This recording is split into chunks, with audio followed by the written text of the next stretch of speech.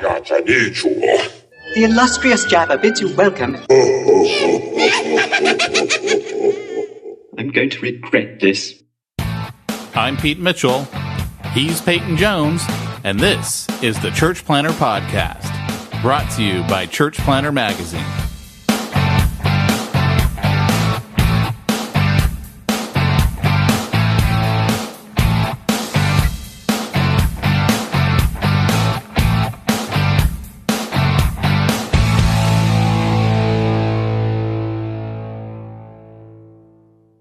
You know, when I have a large project at home, sometimes it makes sense to do it by myself. At other times, I actually save money in the long term and have a much better solution if I use an expert.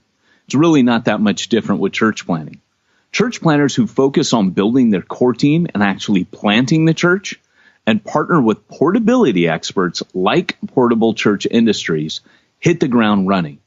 Yes, you may have to raise more funds up front, but let me tell you something. If I could go back in a time machine and do one thing different in all the churches that I planted, I would go back and have invested that money in Portable Church and all of the super cool kit that they give you to make the volunteers and their lives much, much easier. Trust me, your volunteers will feel invested in, and they're going to give you more of what they got. And that time where people are setting up is going to be a time where it sets the atmosphere for you to thrive.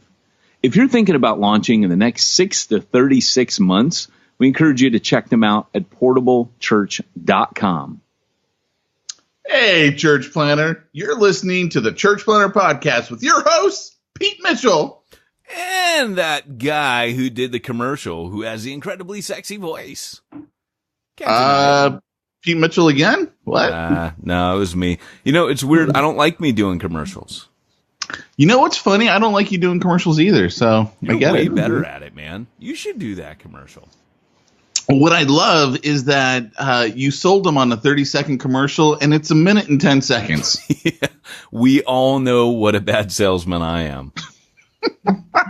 I remember when I was doing clinical troubleshooting. So I started off in Starbucks church planting, then went to being a window cleaner, then could make crazy money as a clinical troubleshooter using my RN. And I would come back from negotiating these deals rather than working like 2 days a week. I'd work like maybe 1 day a week or whatever, you know, maybe sometimes 1.5, whatever. And I would come back and I'd be like, hey, I renegotiated my contract. And I would always negotiate it where I would only get a little bit more money for like a lot more work. And my wife would be like, no, what did you do? And I'm like, oh no, it works better. And anyways, I realized I wasn't very good at that. You know, it's funny. I kind of understand that because when I was a benefits manager for a video game company called Interplay back in the day, back when they used to exist.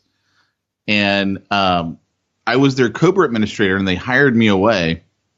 And I remember when I went to go work for them, they're like, so what kind of income do you want? I was like, $30,000 a year.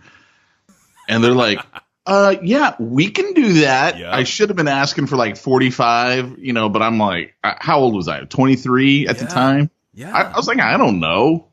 So, yeah. That's rad, man. What games did they come out with? Baldur's Gate was their big one. Oh, no Fallout. Way. No Fallout way. was theirs. Yeah. They actually had a game they put a ton of money into, true story, called Messiah. Oh. And you were a little cherub angel that would come down and possess people. And the game bombed so bad, it literally fried people's computers. The graphics in it were so intensive that people would have smoke coming out of their computers because the graphics card couldn't keep up with it. No way. I remember this one guy sitting in my office, total non-Christian, right? And he goes, well, there is something about taking the Lord's name in vain, isn't there? And I was like, yeah, it took a couple $1 million loss for you guys to come to that conclusion. That's right. Don't touch it. Yeah, you know, it's funny, man. I read books. Of course I do, right? I mean, I just read books, but I read books about that era, man, like the early 90s, like when people were making games. That was a rad time to be in the industry, Pete. I read this book called Stay a While and Listen about a game called Diablo and how they were making it. That is a fascinating story. 'Cause they didn't agree on anything. It was going to be this really slow, like turn-based, you know, like you roll the dice. And one night, one of the programmers just stripped out the code that like gave the pause for the turns for the AI to do its thing. He just stripped it out and took the turn-based system out and stayed up all night like playing this thing. And it was like one command, you know, like he could just strip all that code out of the entire game. Right. Next morning, everybody comes in and they're like, what is this? And it's like, yeah, you know, like just, it's whacking on you. You're whacking on it. You just got to whack it down faster. And, the company literally split over whether or not they would keep it how it originally was. And of course, this was like a game changer for the industry. And also, they were kind of working with Blizzard Entertainment at that time. It was a different company, but they ended up, you know, forming a partnership and then, you know, absorbing into Blizzard. But that was what funded World of Warcraft. I mean, was that guy's just experimentation that night. So Church Planner, you know, I just got back from Exponential, West, and, so many of the great conversations were about experimentation and implementation. Innovation. I'm just saying. Oh no. I know where you're going with that. I'm just saying. All right. Well, we had a really cool bunch of conversations, but one of our conversations took a bit of a bizarre turn. Go on, Pete. Should we tell people? Okay, first of all, if you're new to the Church Planner podcast, we're going to have some church planning goodness in there. Yeah, we're actually going to give a little bit of a breakdown of Exponential and some of the good stuff that came out. So. Yeah, so this is a little part that we like to call Smack Talk, where Peyton and I like to catch up in each other's lives, and you get to be a fly on the wall and listen in. And unfortunately, right now, our sound system is broken. I can't hear any of these great sound clips I'm playing for you. What? I just happen to know that I'm hitting the right buttons, and they should be playing. So Peyton gets to hear them. Yeah. Well, I think this may actually be a bit of punishment for Pete. Talk about divine retribution. So we always pray before the podcast. And so I haven't had much caffeine this morning. And so I start to pray and I go, oh, well, God, you know, my brain's not working so well this morning. God, I'm not, there's times where like you can't wax eloquent in prayer. And this is definitely one of those mornings. And so I give this kind of like hobbled together, like, tattered and frayed, 2x4 prayer that's, dunk, dunk, dunk, couple nails. And right as I finish, the sound clip rushes in, like I go, amen. And it goes, mia, that's a spicy meatball. Exactly what he does at the end of my prayer. And then he goes, hey, is that actually okay? Like, can you imagine if that became a thing in church where like you were praying and what? I hit it, man. I'm not only the heckler president, I'm also a client. Oh, I'm just saying. Wait, here's the what? Here's the full what? What?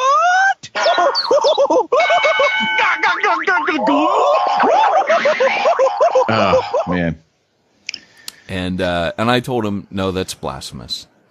And so he did correct me. And then his computer broke, like right after that. So we're actually recording on my computer instead of Pete's. So, and Pete had to go into a safe space. It was rad because I could see like the Hulk coming on. It was like, Bill Bixby, like, don't make me angry, Mr. McGee. You wouldn't like me when I was angry. Is it all of a sudden? I spilled my coffee all over my keyboard. I missed that. No, you didn't. That's why I was like, I gotta go, because I had to go get something to wipe up all the coffee. I imagine because he goes, I can see in his camera, like I see him get up from the desk. I see him walk out through the French doors he's got into his office. Doors close and the dog's looking like literally your dog goes, oh no, like look, kind of follows you looking on.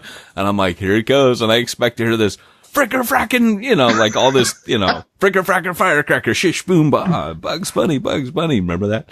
I just had to throw that out there. So it was funny, man, because I was hanging with a guy. I'll talk more about it. I was hanging with a guy named Brian Sanders, and I just kept busting out all this pop culture. And he was like, I've read your books. He goes, it is so funny that you were just an endless wealth of pop culture references. I told him, man, I am totally worthless in real life, but I kill it at Trivial Pursuit, man.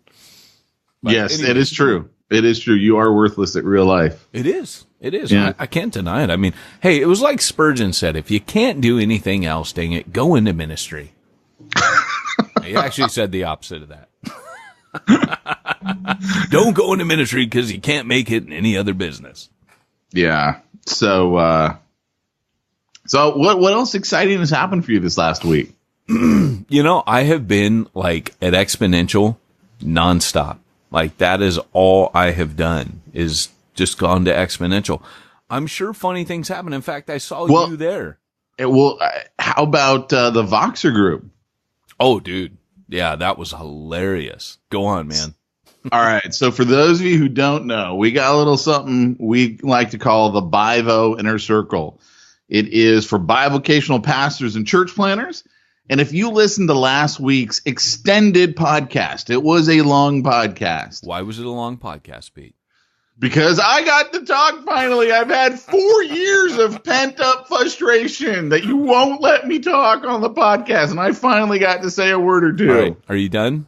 No. Are you done? Because now it's just me going to talk for the rest of it. It will be an hour, everyone. Don't worry about it. Pretty much.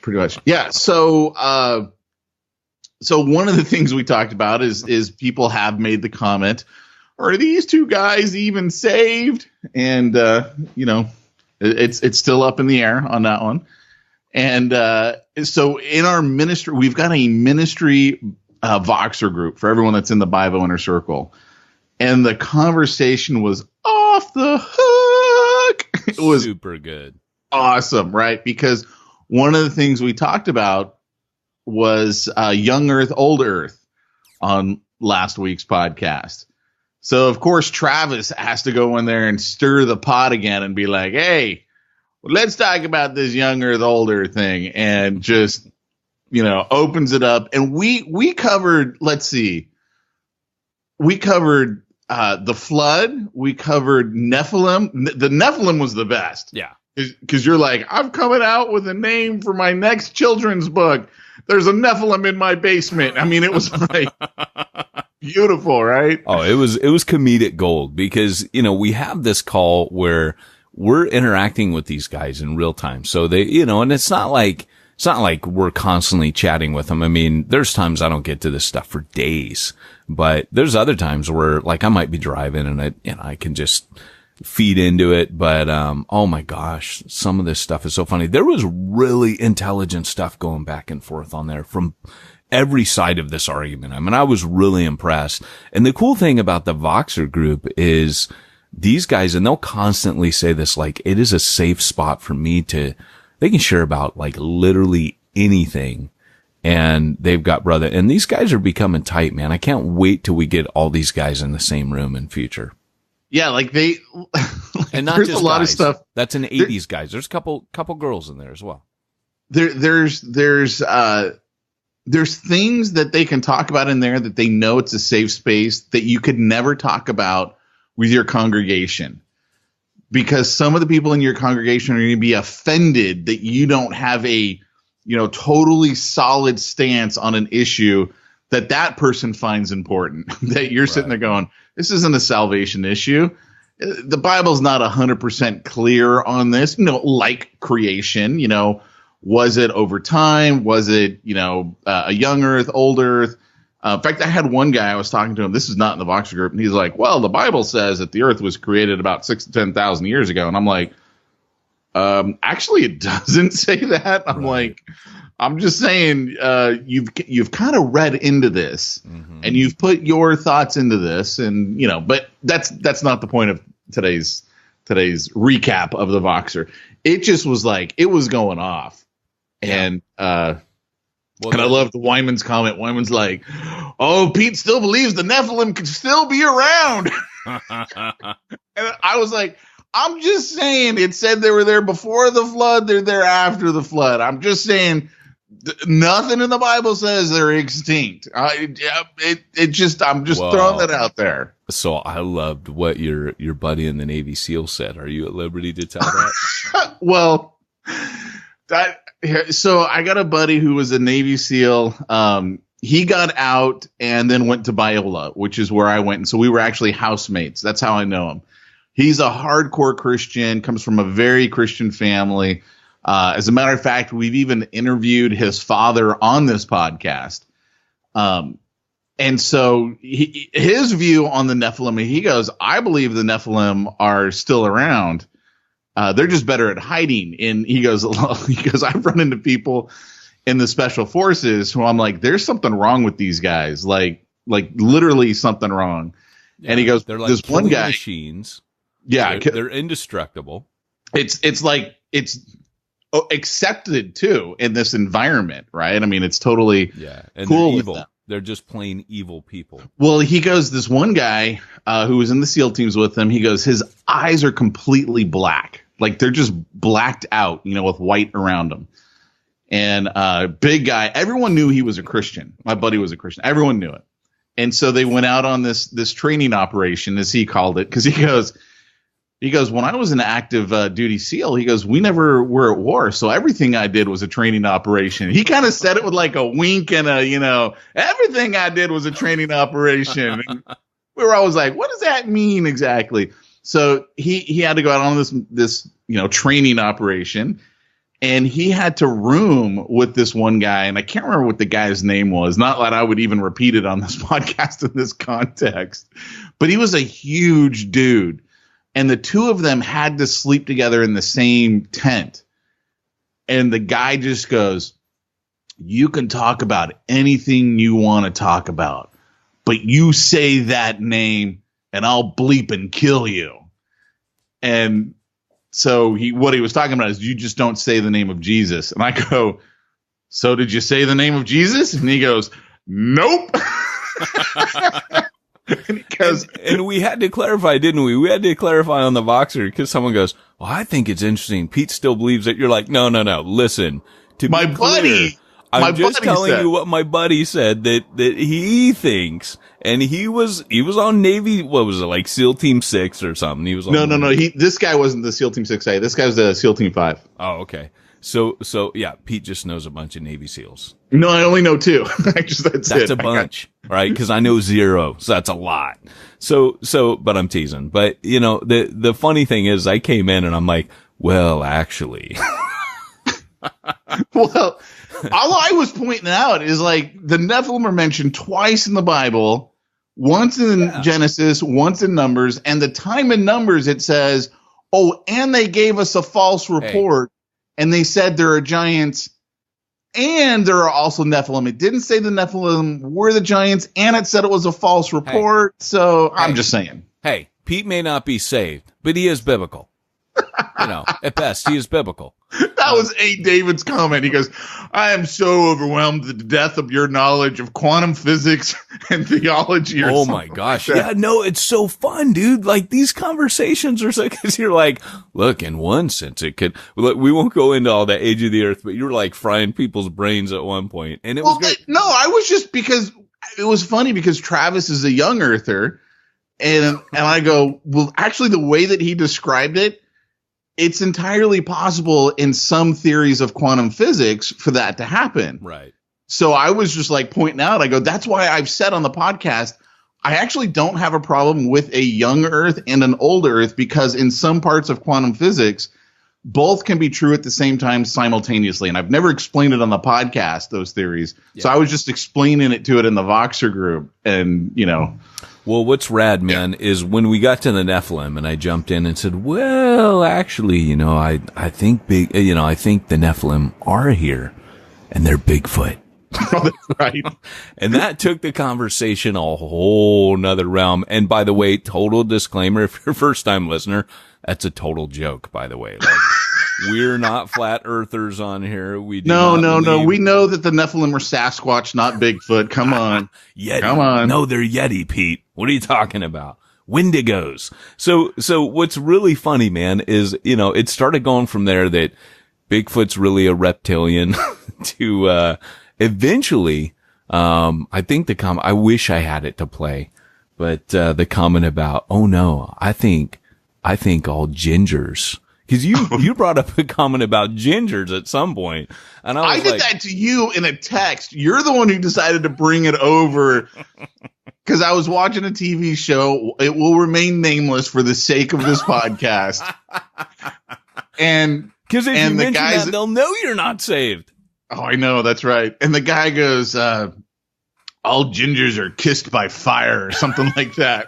And so I was like, oh, greatest line ever. And I text it to you. And then you bring it over to the Voxer group. You send this line, gingers are kissed by fire. And it's like, like dragon fire or something. It was so funny. And I go, so I bring it in. I go, actually, Pete does believe that gingers are hiding here, or, that Nephilim are hiding here. I told you I don't have coffee.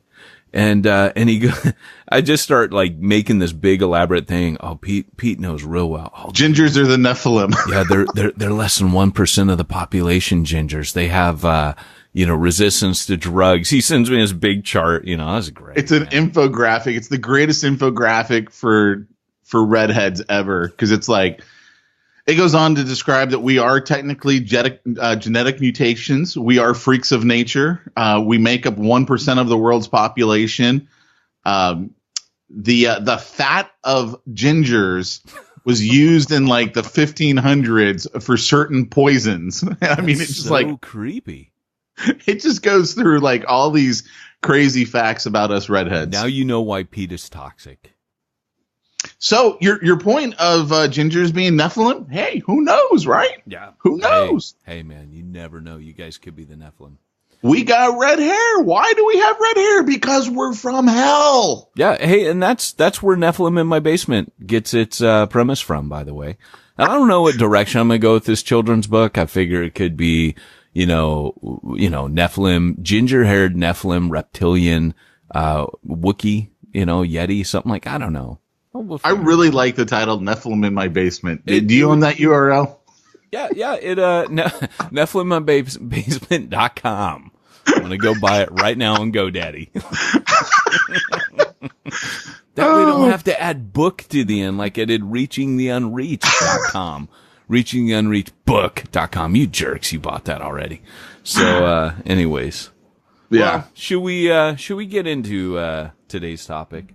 Yeah, so you and I were at Exponential. You were actually at Exponential. I went to Exponential just to meet with a few key peeps. And it was during one of those meetings that I learned about a new exercise program I'd never heard of before. It was a little something called goat yoga. Did you? Okay, so here's the conversation, right? We're talking to a guy who, Jamie Johnson, right? That's his last name? Jackson. Jamie Jackson. He's got, he's like the COO of the church, that Exponential came out of. And I just. Passion for Planting. Isn't that the name of their? No, that's a network, but the church, is it like New Life? It's in DC. It's kind of what we've been describing. I mean, I went and spoke at Exponential DC, and when I got there, it was in this like gym, like, kind of public space, multi-purpose building, and the church, rather than building a church building, did this. And of course, we've been talking about this kind of stuff on Church Plant. We talked about our bivocational training center that we're dreaming up, cooking up. And what ended up happening was, I got to meet with Jamie Jackson, and we were picking his brain, and, this week. So I met with him for about an hour back east, and then Pete and I met with him. Pete met with him on his own, and then we were hanging out in the speakers lounge, and, Jamie came up to the table, and we got in this rad conversation about, all the different things that you could do. And he was saying, yeah, even goat yoga. He goes, wait, I don't know if I want to know what that is. I'm telling you, I don't know what a goat yoga is. And he goes, Google it. And I'm like, I'm afraid of what's going to happen when I Google goat yoga. I'm not Googling that. And then you came up with like the crown of all comments, and you go, based on your previous searches, Pete. And then I lost it at that point, man. I was like, goat yoga. And he was like naming off all these types of yoga, like chicken yoga, goat yoga, porcupine yoga. I mean, I was like, I've never heard of this stuff. What is this? Oh, yeah, man. So it was pretty funny, but yeah. I am suffering the effects of caffeine deficit. It is true, Pete. I have a problem, and I've confessed it publicly. You definitely have a problem. There's no doubt there. So why don't we start by talking a little bit about what you experienced at Exponential, because you spoke at Exponential and you ran one of the tracks. So why don't we start with that? Tell everyone about that. Yeah, I start off. I ran the mobilization track, which, if you're going to talk multiplication, if you're going to talk anything about forward movement, you have to talk about the mobilization of the people of God. And in fact, the very first workshop, I was in the pre-con workshop, by special invitation. I wasn't originally supposed to be in there, but, here comes my train. Well, I'll have to take your word for it, because I don't have my headset because my sound system isn't working, so I can't hear it. Hear it. Yeah. So So Todd Wilson is the CEO really of Exponential. He's the guy that kind of makes the magic happen behind the scenes. Well, he's also pretty brilliant when it comes to talking about where the church is at. He and Dave Ferguson came up with something pretty incredible, talking about a level 5 multiplication movement. And so anyways, I got invited with a guy named Ralph Moore, who is the only identifiable level 5 multiplier. There's a couple other people that are saying, well, actually, we might be level 5 multipliers as well. But he's confirmed, and he's been responsible for... Well, you got to break that down. You can't just drop a level 5 multiplier. I'm going to say it. In fact, I want to unpack that in a few minutes. But I just want to say this, that 2,719 churches is what the current count is of how many churches have been planted generationally out of Ralph Moore's church plant. So this is his church plant in Hawaii. It at its biggest was 1,300. It's currently 300 because they keep breaking people off, sending people out. It is clearly a multiplication movement. It grows, it breaks off, and plants out.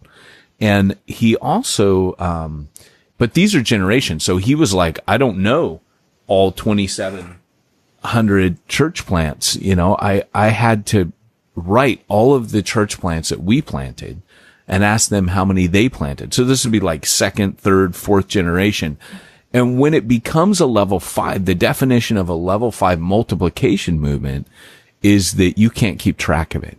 Multiplication is happening exponentially so that you can't keep track unless you really, keep gathering reports like he did.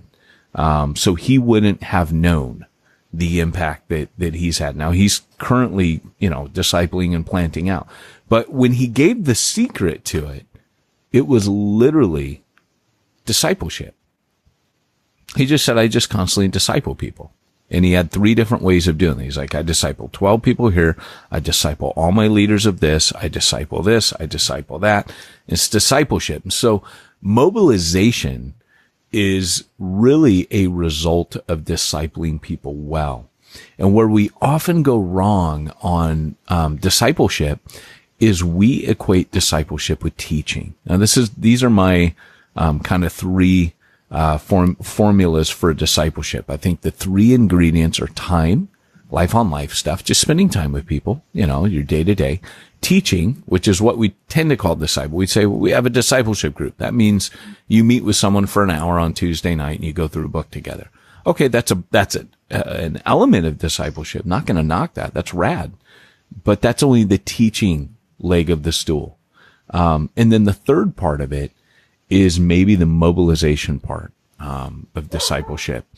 And mobilization is you're equipping them to do the works of the ministry. Now, one of the things I really appreciate about the pre-conference was, as Todd Wilson and another gentleman by the name of Bill Kokenauer, he's also one of the leaders of Exponential, works behind the scenes a lot. Bill and Todd were kind of really bringing up the fact that the major shift in church happens when the leadership says, when they shift from we'll do it, you help, to you do it and we'll help.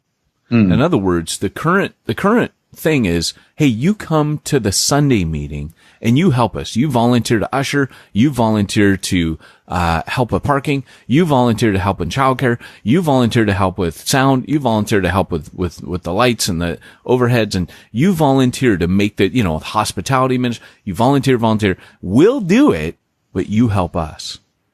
And mobilization is really when a leader says, I'm just here to help you while you do ministry. I'm here to equip you. I'm here to empower you. What do you feel called to do? And a lot of the church planning that we do, and I coached a church planner, funny enough, on the way back last night, from driving home from Exponential. He and I were chatting, and he's going to come to the San Diego area. And, everything that he was saying, was really geared around his service. And so I issued a little challenge, and first I had to tell him, I said, hey, because it was a contact through Mac Lake. I said, did Mac tell you, like, my philosophy of ministry? Did he kind of tell you, like, how I work and how I operate and how I plant? Did he tell you anything about me? Have you listened to my podcast or read any of my books? And he said, no, Mac said, you're an animal, was the words. I don't know what that means. But I said, well, look, here's it means Yeti. Yeah, was he calling me a Nephilim? I'm not saying he wasn't. That's all I'm saying. So I go, here's what I want you to do. Think about the British, right? When the prime minister gets elected, his political party comes to power with him. He forms a cabinet, but he also takes all of the people that didn't win from the other parties, the experts on their teams, and he creates what's called shadow cabinets. So the shadow cabinet would also be advisors, but from the opposing side, so that he's not overlooking some key things. So I said, look, I'm going to think of me as your shadow cabinet advisor. I'm going to tell you the opposite of what everybody else is going to tell you. But if your goal is to create a big church, listen to those other guys. If your goal is to reach lost people, listen to what I'm saying, right? I'm just going to say that I'm pretty sure that whole philosophy was used in World War Z, if you remember, in Israel. Of course. They had the one guy whose sole job it was to disagree with everyone else and go, what if, like in the case that they were running into, what if there are zombies? Yeah. That's exactly what a shadow cabinet's for. And so, I just said, just consider me like your shadow counsel.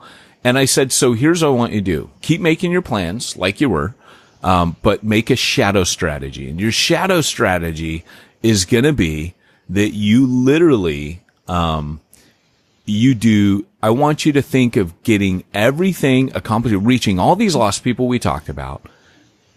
But the rule is you can't do a Sunday service. And he goes, oh, wow. And I go, yeah, that's a paradigm shift. When you come up with a really good strategy and you tell I'm not saying you can't do a Sunday service. I'm just saying you make a second strategy. What would I do to reach all these lost people if I wasn't going to start a Sunday service? And I said, come up with something. When you come to San Diego, we'll talk and go over that.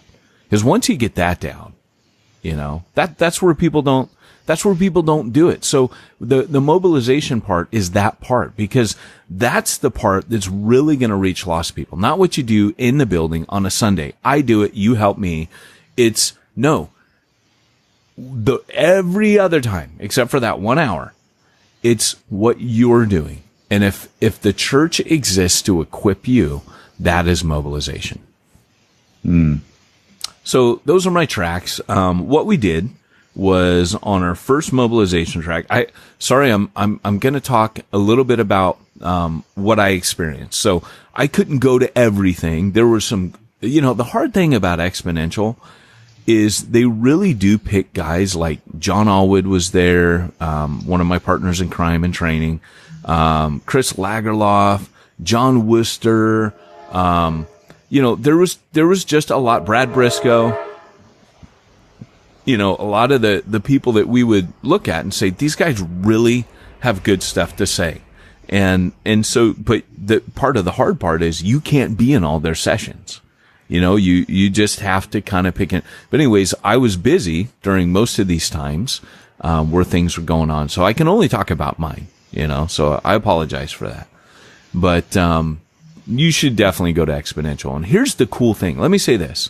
I'm going to break down that level 5 stuff, in a second. And then I want to talk about where they're going for next year, which is called Hero Maker, which is just, I'm actually wearing a Hero Maker t-shirt right now. That's just my I know. I actually just assumed it was your only clean t-shirt and that's why you were wearing it.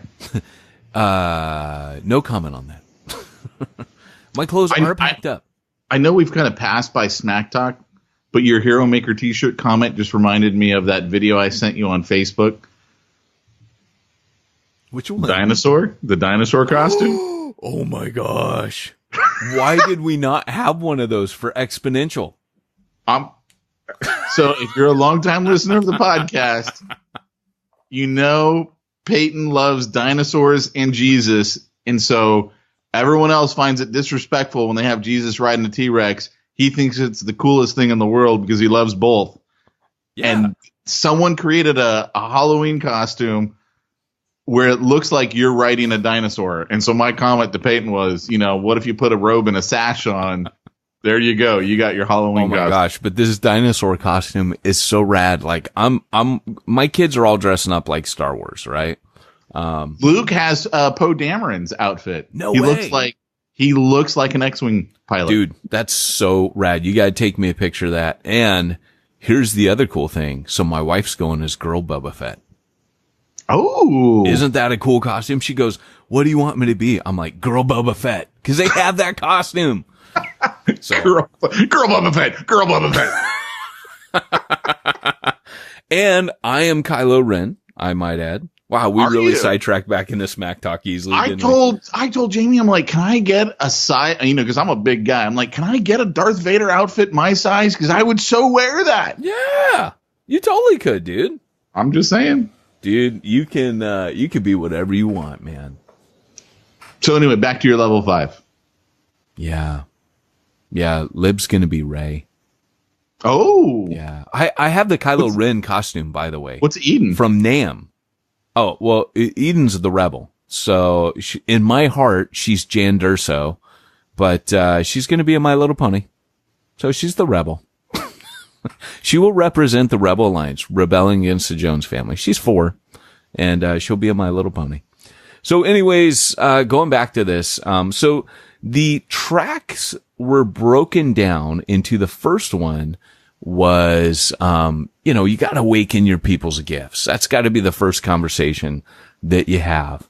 And it was rad, man. We had Derek Ongoy. He was on Hardcore Church Planning. He does open mic nights, spoken word stuff, sees people come to faith, but he's very careful how he runs it. He's a guy from Long Beach. He had a Darth Vader shirt, Pete, with Darth Vader doing the Long Beach symbol.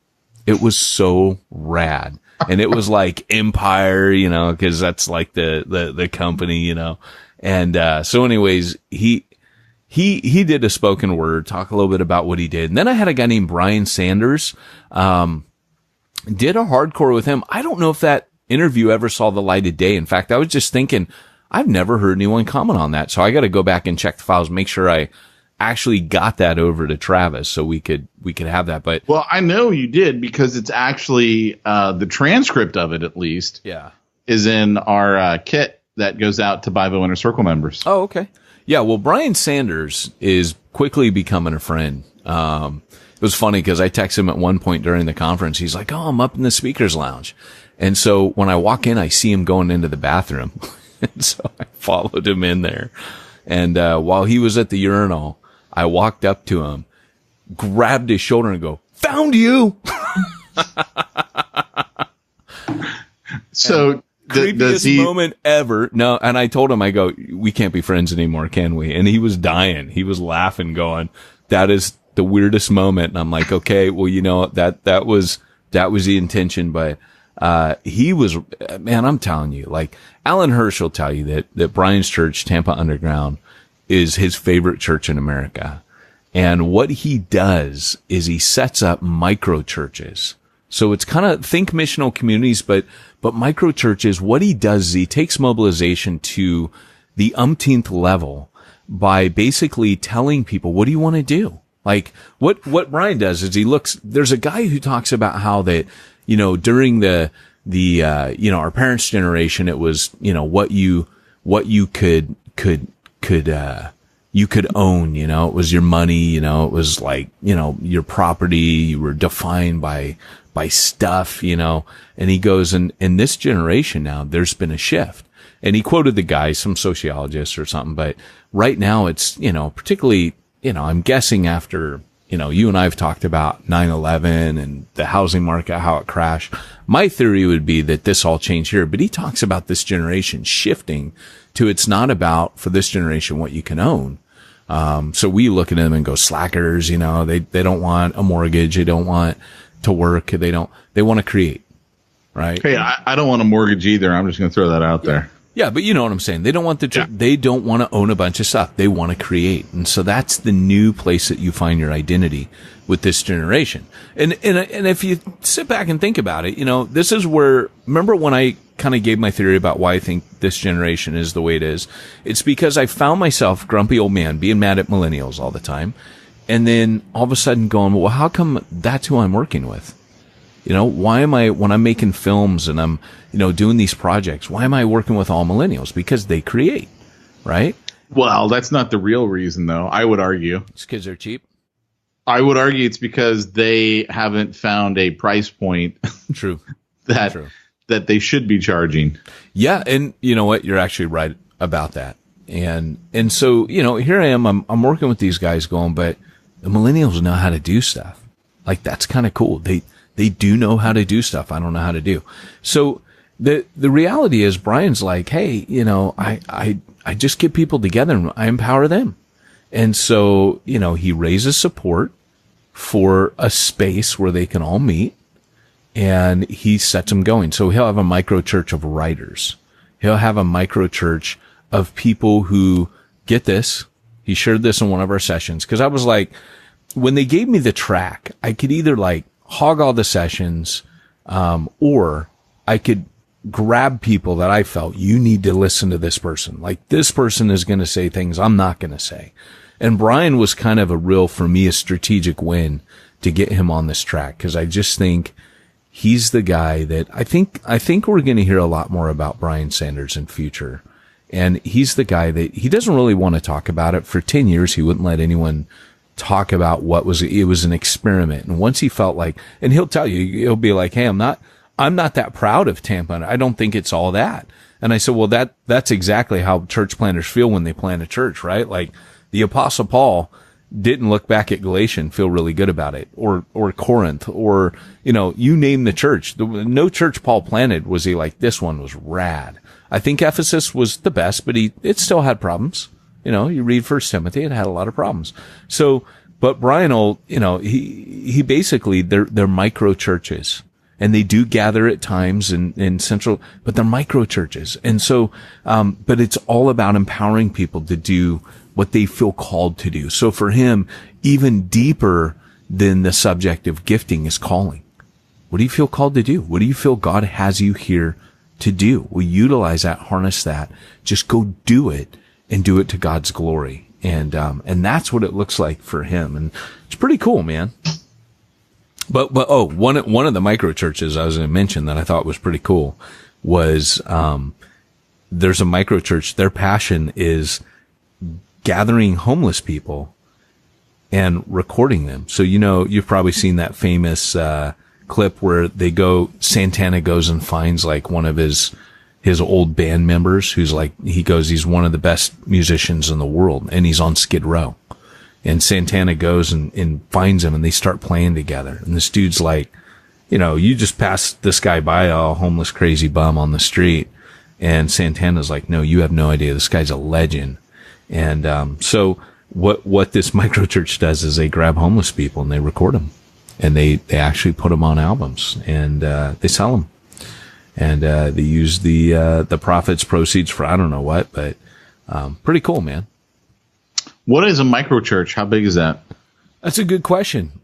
He kept calling them microchurches, and a lot of times it'd be interesting to sit down with Brian. This is kind of like in the heat of the moment. Like he was just kept saying, well, I would call them microchurches. And we didn't ask him like, hey, define that. You know, I don't know what he means. In fact, that's kind of the cool part about this week is I spent a week with him and just getting to know him as a friend, you know, and just pick his brain. And so it'll be an ongoing conversation for sure.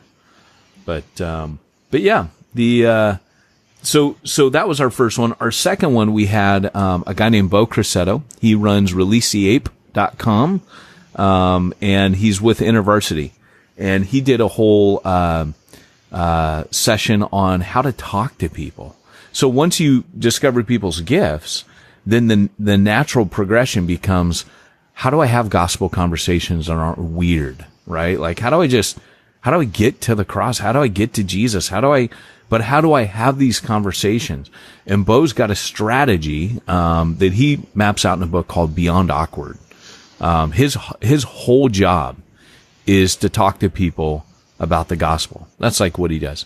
Then the third session, we decided we'd bring a panel, and we had Shauna Pilgreen, who was our fourth session. She spoke in the fourth session.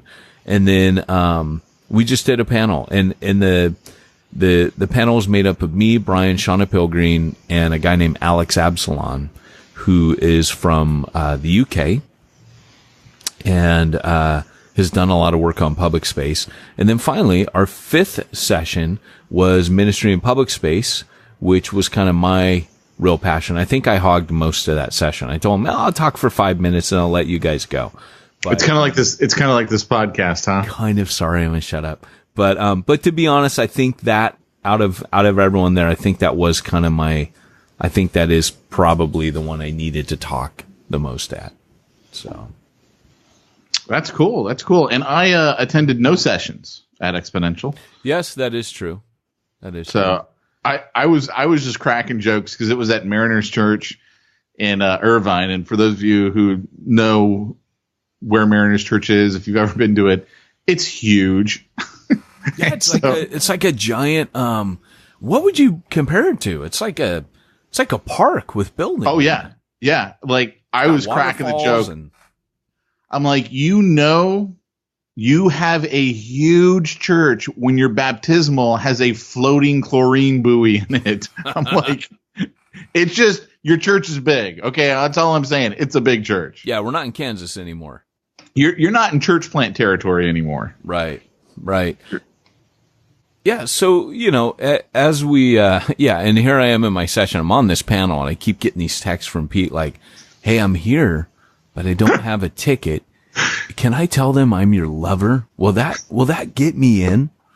I was hoping that I hope you had your computer plugged in and were like doing a PowerPoint. You know how when you do that, your text messages will pop up on your computer screen. I was just hoping like my text would pop up on your This screen. brings me, you know, and he's hoping I'm going to bust up laughing in the middle of my session, you know, which I'm hoping the people will bust up laughing. I didn't care if you were laughing. Oh, like it comes up on my PowerPoint? Yes, and so everyone sees it. That's what I was hoping for. Can you imagine? Well, this goes back to earlier talks about Exponential that we used to have, where when Church Planter Magazine was starting out, when we started, I just went there by myself, and I had a table, and you know, was able to meet a lot of people, and it was cool. Second year, Pete goes, "Hey, I'll come with you." And tell them what you did, Pete. Most of you know this that have been longtime listeners. Well, I brought a helium dolphin that we floated around the booth area. Yeah, so we put like church. One of those remote control Helium dolphins. Yeah, and we put Church Planner magazine, the logo on the side and everything, and flew it around the big exhibition room, and until it got stuck on the ceiling.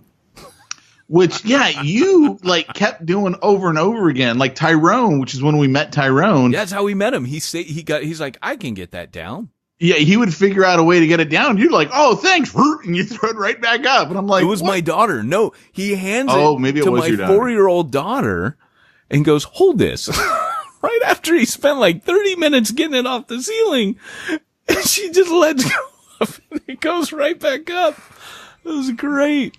That was the first time we were at an event where someone came up to him and goes, I feel like such a fanboy. I listen to your podcast all the time. Hey, man, all I know is I've now arrived since I was in a restaurant and someone heard my voice. And so now I'm big.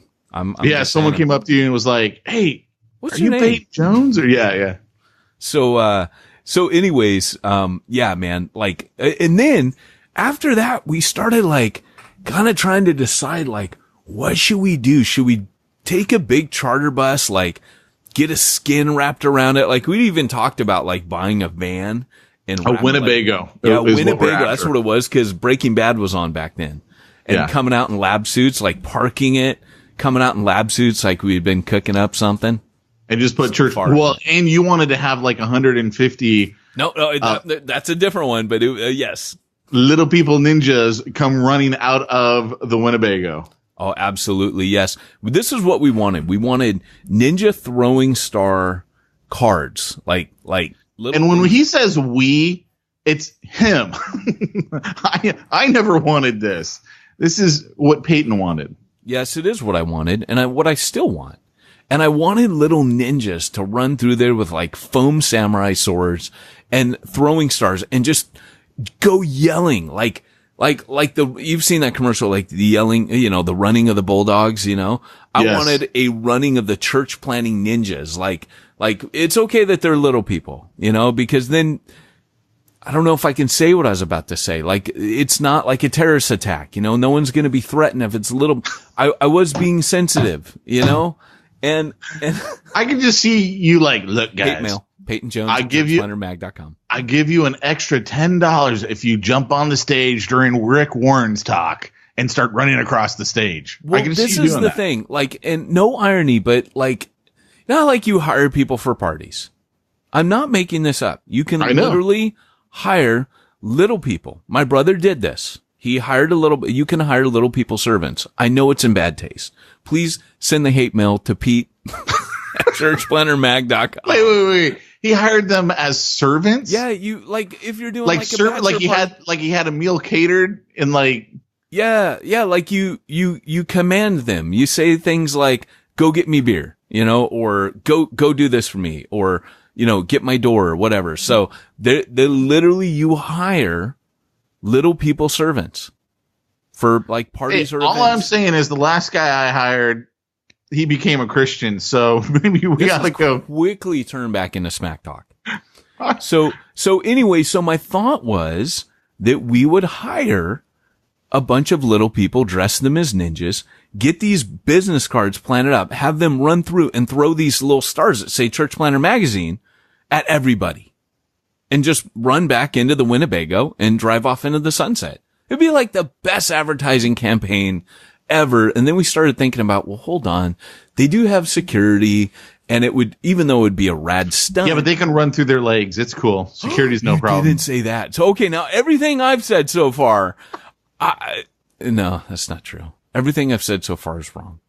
But I've been trying to not be wrong. I'm saying facts.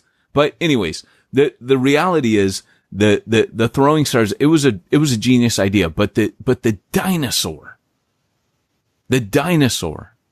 can you imagine getting on that dinosaur costume and going around like that? That would just, I will be honest with you. I kind of am thinking maybe I should buy this. Oh, please buy it. Can you please buy one? I can write that off as a business expense. Buy two. We'll go together.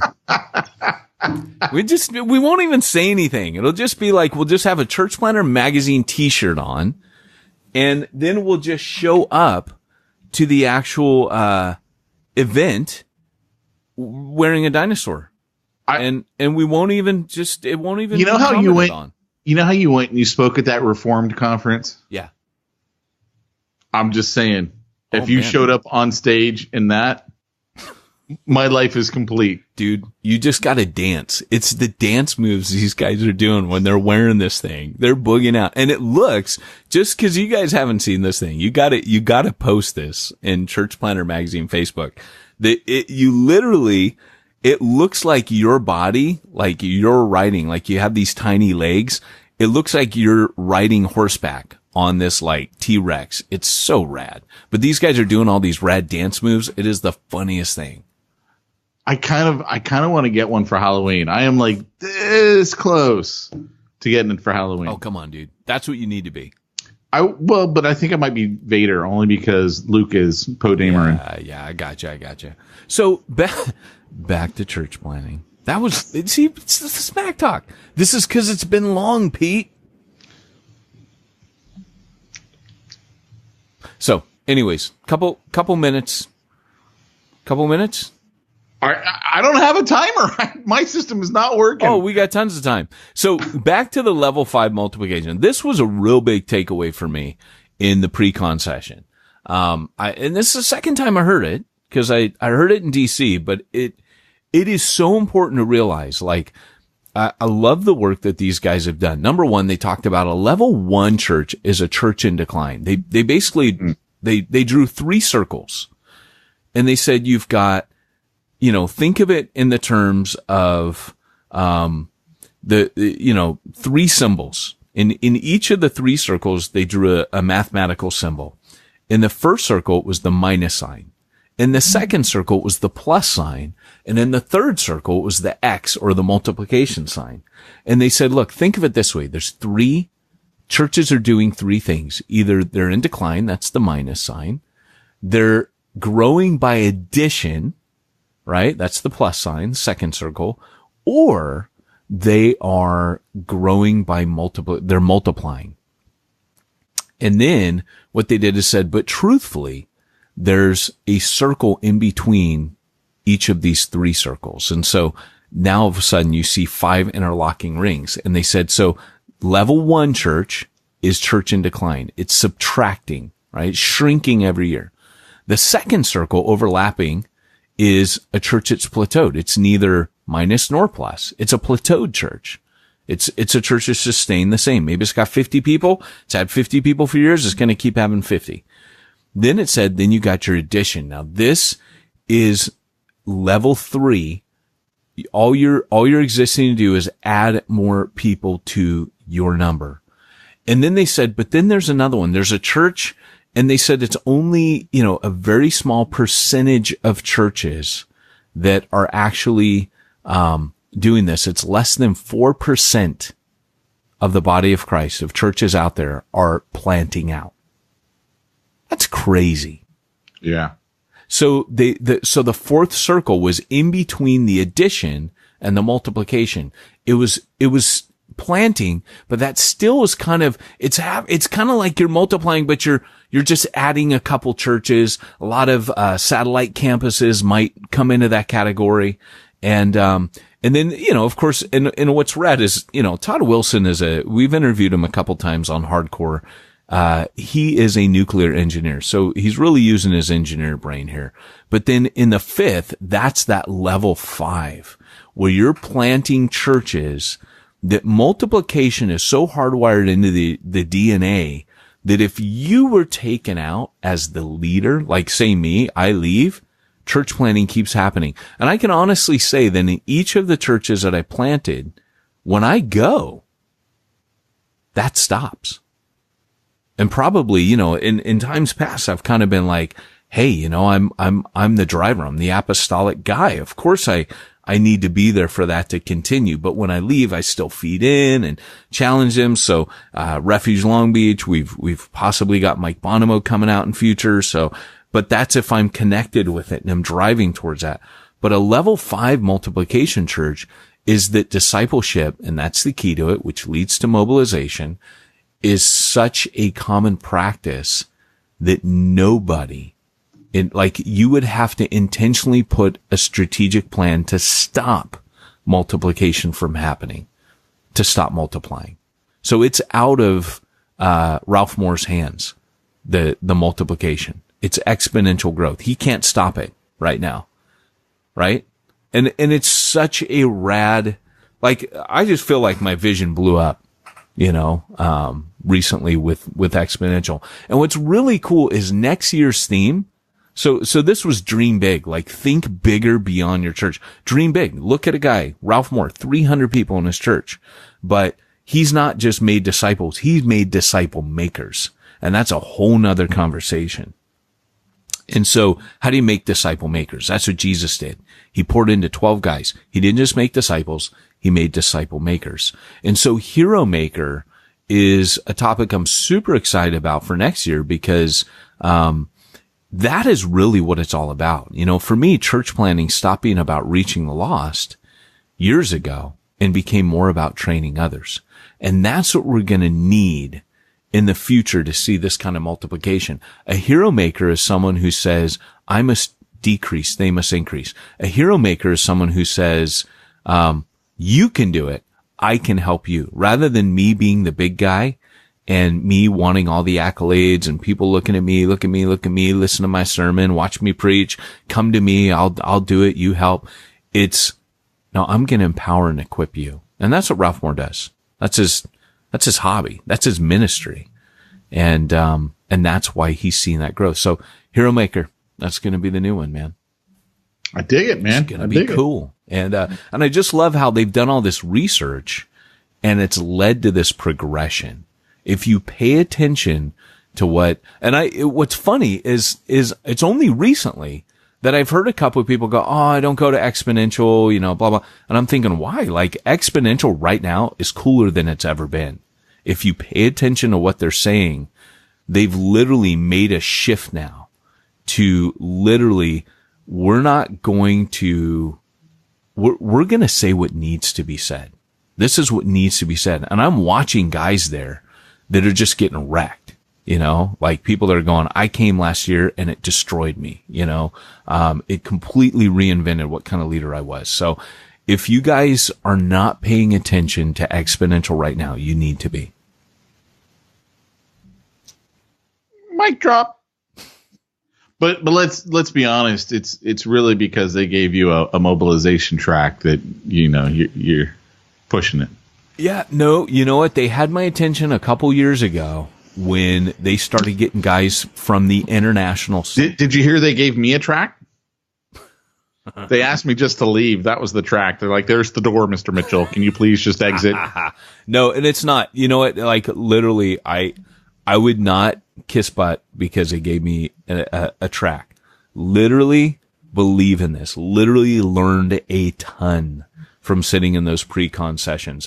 It's the way that people put things. It's like this. It's like Church Zero, right? People read Church Zero and they didn't go, oh my gosh, I've never thought. Maybe people said that, but the majority of people I hear that appreciated Church Zero come to me saying, you put into words what I had been feeling. And I think what Exponential has done is they've just done the hard work of thinking about these things, watching, formulating, and putting into words. And you're looking at it going, that's new language. That's a new paradigm, but that is super helpful for where we need to be. And I'm super proud of it, man. I think they've done really good work.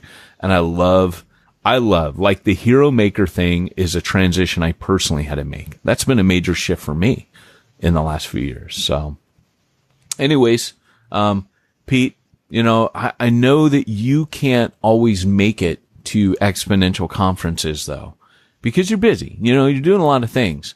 And for the pastor who is out there, he's really busy. He can't go to exponential because, he's doing his church finances. He's not only is he preaching and doing all the pastoral duties, he's doing all those other things. Well, there is a solution for that guy. Well, I can't see it, Pete. What would that possibly be? SimplifiedChurch.com. What? SimplifiedChurch.com. What would SimplifiedChurch.com do for a man like that? Well, SimplifiedChurch.com would take care of all your accounting needs, your payroll needs, your housing allowance needs, your IRS compliance. They even do web design. They do just about everything, with the exception of like virtual assistants. Everything else they do. So you mean that this is a group of church planners that started up and CPAs at the same time that start up a business that can take care of all my giving and financial needs, donor tracking, IRS compliancy? Yeah, it's called SimplifiedChurch.com. Wow. You know what? That's rad. And you know what, guys? Once you go to them, there'll be no excuse for not going to Exponential next year. That's right. Head on over to SimplifiedChurch.com. Tell Josh Henry Pete and Peyton sent you. You'll be glad you did. You know, I was thinking of all these great infomercials the other day about, you know, kind of like when Joey on Friends, when he can't pour the milk out of the carton and they give him that low. Remember when Joey's on the infomercial? You seen that one? It's pretty good. And I would love to do our commercial. You know, Pete, I've been thinking for a long time. I'd love to do some commercials like that. We kind of do, but I'd really like to do some really cheesy ones in future. But hey, our time's out. This has been Peyton Jones and Pete Mitchell, reminding you, if you want to reach the ones nobody's reaching, you need to go where nobody's going and do what nobody's doing.